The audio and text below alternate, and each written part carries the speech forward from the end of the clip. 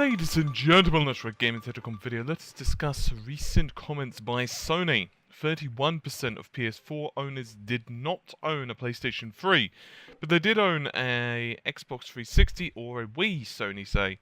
Now, there was a recent interview where the worldwide senior VP of product development, Scott Rohde, that's a pretty long title if I do say so myself, was tracking data from Nielsen. Now, he said, and I quote, "Everyone in this industry always tracks this kind of stuff.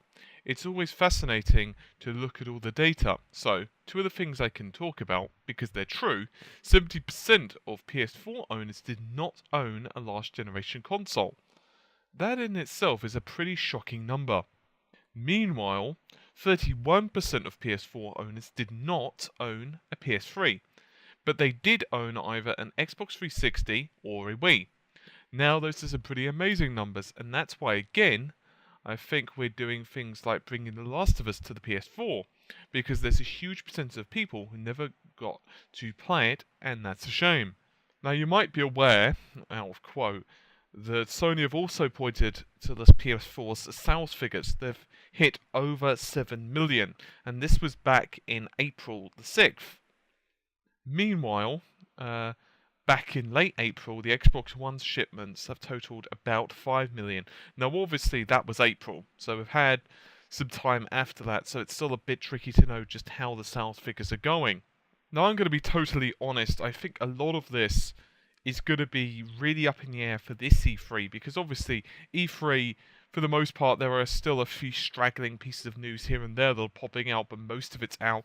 We've seen Microsoft's conference, the Sony conference, and Nintendo's conference, and in my opinion, I would say that the conferences between Sony and Microsoft, they were fairly interchangeable. I think that Microsoft played their conference a little bit safer. I mentioned that in my analysis of the Microsoft press conference. I think that they played it a lot safer than maybe what they could have. And I was kind of hoping for a few larger announcements, like surprise announcements from both teams. I don't feel that either team popped in and said, "Hey, this is surprising." So I don't think that necessarily, anyway, people are going to hugely change their sales figures or their buying patterns based upon E3. I think that it's pretty much, apart from a few surprises here and there, business as usual. Personally speaking, I'm actually really excited for this generation.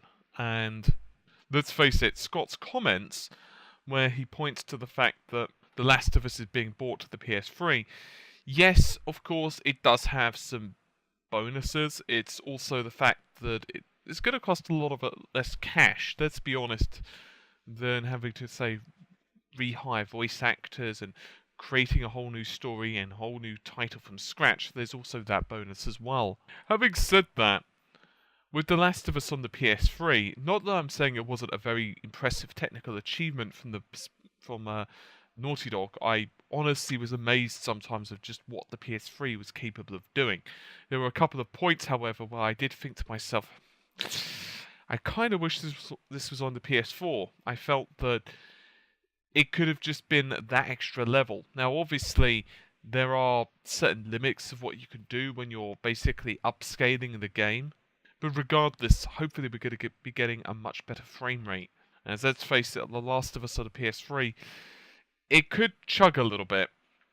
Now, in regards to the sales figures about Microsoft and Nintendo customers being lured to the Sony side, I think that's kind of natural.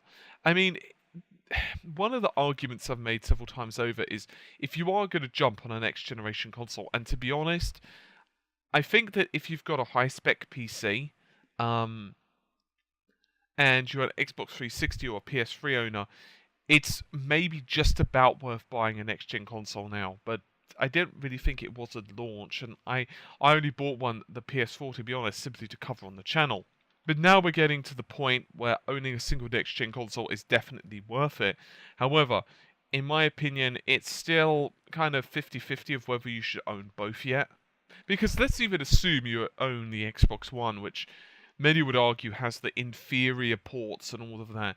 The fact of the matter is, it's like, okay, you're going to have a few less pixels while you're playing Assassin's Creed, but reality of the matter is, you're still playing the game, and you're still enjoying it, and it still looks a hell of a lot better than, say, the Xbox 360 could manage. So I do know quite a few people, to be honest, who've bought a next generation console, and all they've simply done is they've just gone with whatever one their friends have gotten, or they've just gone with the cheapest option. In this case, it was Sony's, and they're just basically hanging fire. They're just waiting for the next games to drop, and then when Microsoft released the Halos, when Sony released their Uncharted 4s or whatever, then people will cough up and go for the other games. But at the moment, I don't necessarily think that figures this early you could take with 100% accuracy, at least to predict the future. I mean, obviously now 7 million versus 5 million, but for the future and how many gamers from one side are not going to be lured to the other. Now, that's not